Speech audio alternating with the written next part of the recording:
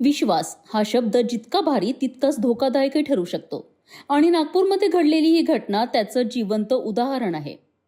Gold लोनच्या नावाखाली 30 लाखांचा खेळ आणि शेवटी काय झालं? नागपूरच्या लखनगंज परिसरात एक मोठी फसवणूक समोर आली आहे.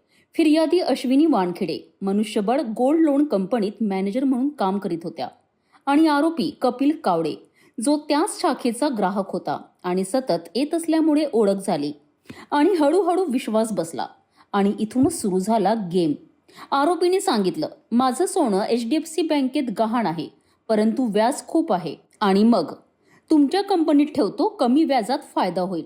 फिर्यादीने विश्वास ठेवला आणि इथेच आला खरा ट्विस्ट. फिर्यादीकडून 30 लाख रुपये घेतले गेले, परंतु ना सोनं आलं ना कागदपत्र. फोन केला तर उडवाउडवीची उत्तरं आणि शेवटी फोनही बंद. म्हणजे सरळ सोपं विश्वासाचा गैरफायदा. यानंतर फिर्यादीने पोलिसात धाव घेतली. लखनगंज पोलिसांनी कलम 406-420 अंतर्गत गुन्हा दाखल केला आहे आणि आता पुढील तपास पोलीस करीत आहे.